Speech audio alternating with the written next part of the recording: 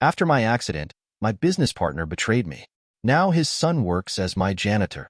I, 45M, need to get this off my chest after keeping it bottled up for almost a decade. It's a story about betrayal, karma, and how life has a way of coming full circle. I've never shared this with anyone outside my immediate family, but seeing my ex-business partner's son mopping the floors of my office every morning has made me realize it's time to tell this story. 10 years ago, I was on top of the world. My construction company was thriving, handling multi-million-dollar projects across 3 states.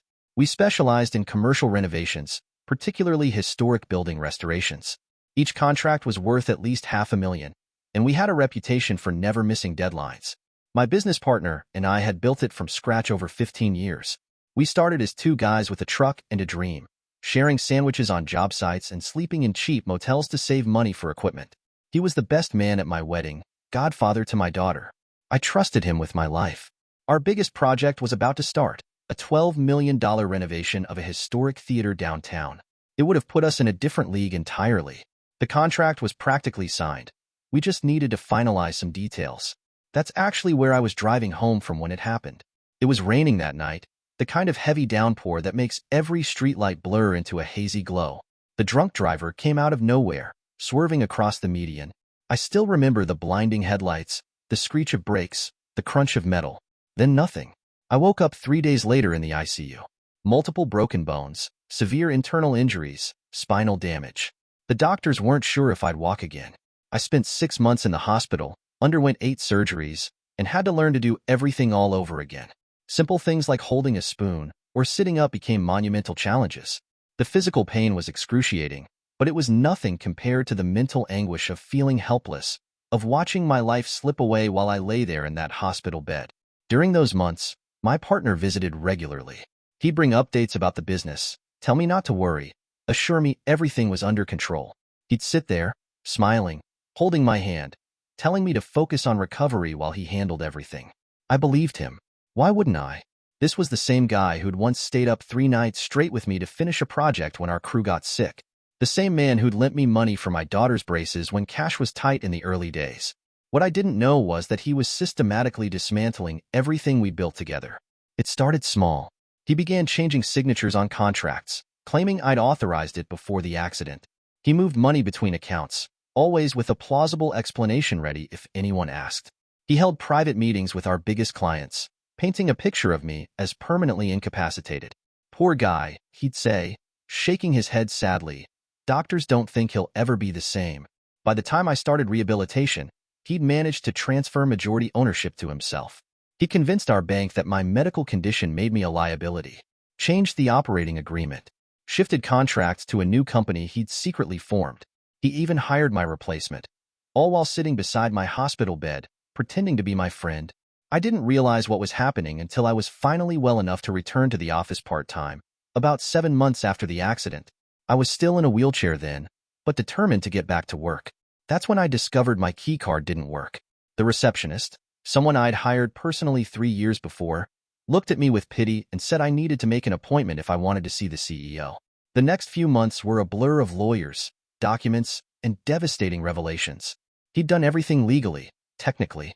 The papers I'd signed during my recovery, the ones he'd said were routine authorizations for payroll and project continuations, they'd given him controlling interest.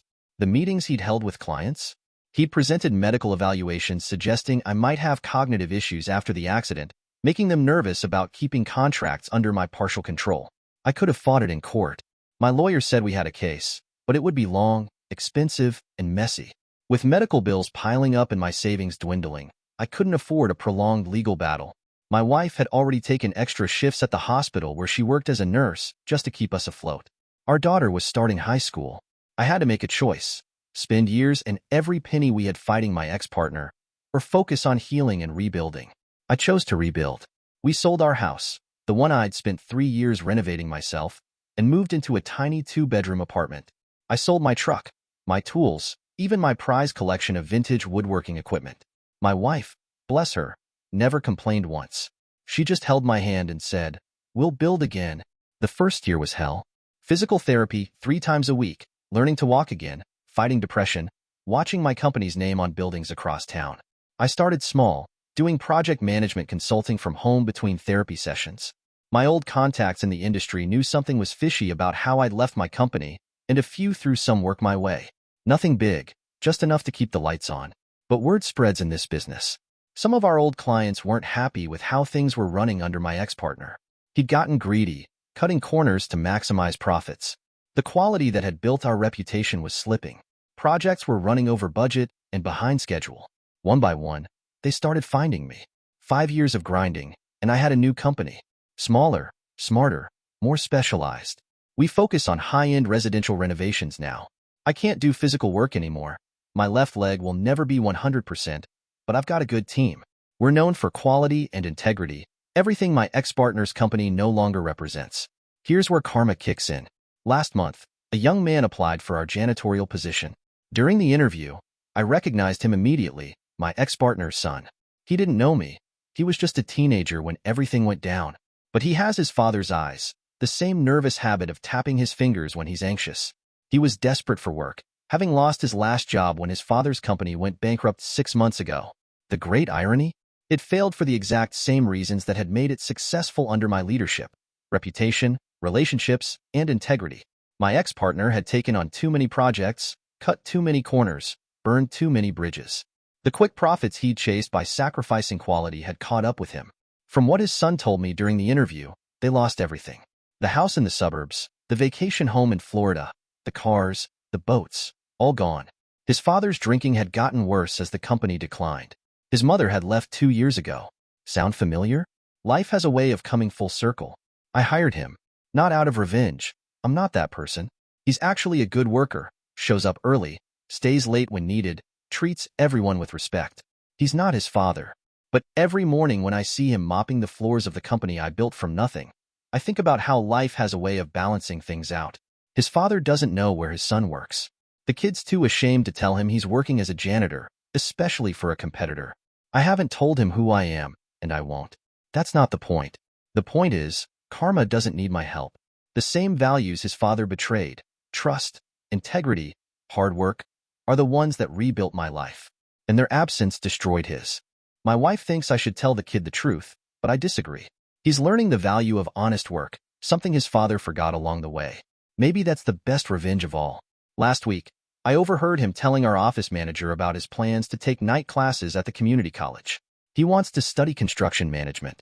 The irony isn't lost on me. Sometimes I think about reaching out to my ex-partner, not to gloat, but to tell him I forgive him. His betrayal taught me valuable lessons about resilience, about who I really am when everything is stripped away. But then I remember how he visited me in the hospital, smiling while he stabbed me in the back, and I decide silence is better. I don't need closure. Success is the best revenge, and living well really is the best way to move forward. As for his son, he just got a raise. Because that's what you do when someone works hard and shows integrity, regardless of their last name. Life has a strange way of coming full circle. 10 years ago, I thought I'd lost everything. Turns out, I just had to lose it all to build something better. My company is smaller now, but it's built on a stronger foundation. My marriage is stronger too. Nothing shows you what really matters like losing it all and building back together. The only thing I really lost was my belief that business partnerships are like family. They're not. Family stands by you when you're broken. Family helps you rebuild. My ex-partner taught me that lesson the hard way, but watching his son work his way up from the bottom, I think maybe some good came from it after all. Thank you for watching. If you enjoyed this story, please hit that subscribe button. Don't forget to give it a thumbs up and share it with friends or family who might enjoy it too. Your support means a lot. And if you have any thoughts, questions, or story ideas, drop them in the comments below. I'd love to hear from you. See you in the next story.